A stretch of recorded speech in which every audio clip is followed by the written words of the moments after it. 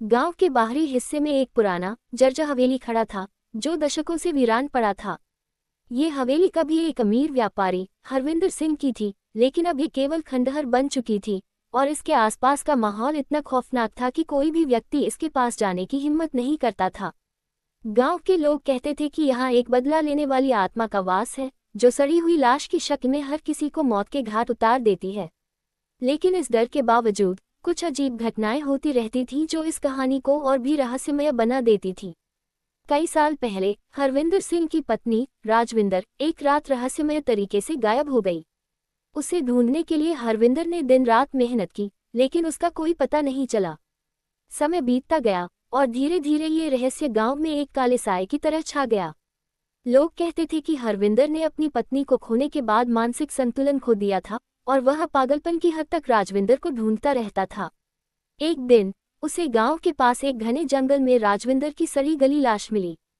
ये लाश पूरी तरह से सड़ चुकी थी और चेहरा इतना विकृत था कि पहचानना मुश्किल था कि यह वही राजविंदर थी। लेकिन हरविंदर को विश्वास था कि यह उसकी पत्नी ही थी। उसे यकीन था कि उसकी पत्नी की आत्मा कहीं ना कहीं इस दुनिया में फंसी हुई है और वह शांति के लिए लगातार उसे ढूंढ रहा था। आखिरकार एक रात अपने जुनून में डूबे हुए हरविंदर ने हवेली में एक अजीबोगरीब तंत्र मंत्र करने की सोची। उसे विश्वास था कि यदि वह एक विशेष पूजा करेगा तो राजविंदर की आत्मा को शांति मिल जाएगी। लेकिन इस पूजा के दौरान कुछ ऐसा हुआ जो हरविंदर की कल्पना से परे था। पूजा के दौरान हवेली के अंदर एक भयानक शक्ति का जागरण हुआ और एक अज्ञात आत्मा ने उसे पकड़ लिया। वह आत्मा कोई और नहीं बल्कि राजविंदर की ही थी, लेकिन अब वह एक विकृत बदले की भावना से भरी हुई आत्मा बन चुकी थी। उसने हरविंदर को एक भयानक सजा दी और हवेली में उसे बंद कर दिया।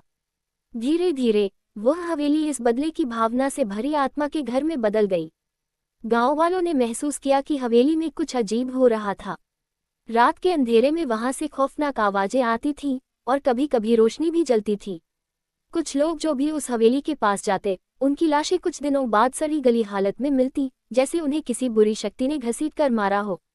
कुछ महीनों बाद एक युवा लड़का अजय, जो गांव का था, हवेली के बारे में सुने हुए खौफ को चुनौती देने के लिए निकल पड़ा।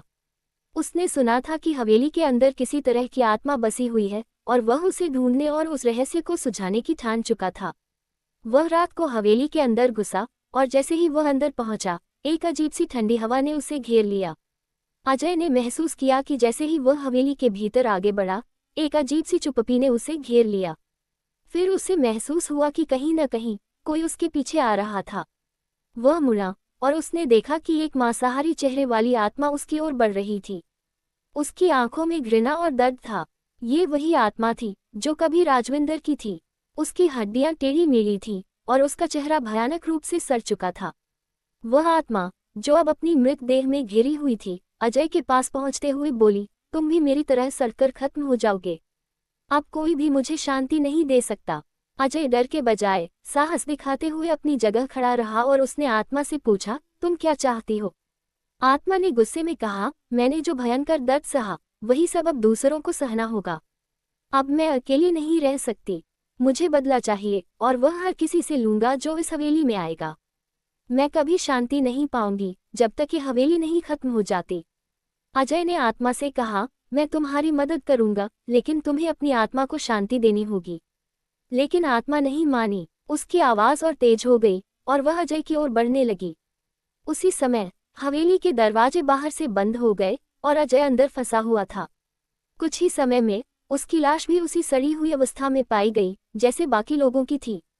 गांव वालों ने फिर से हवेली की ओर रुख किया, लेकिन अब वह हवेली और भी अधिक डरावनी हो चुकी थी।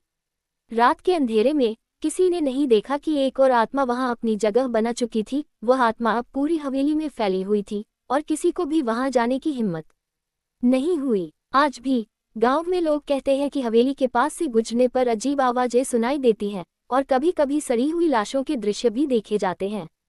लेकिन ये सब एक ही सवाल छोड़ता है, क्या सच में ये लाश की आत्मा है या ये कुछ और भयावह है जो अब हवेली के भीतर बसी हुई है?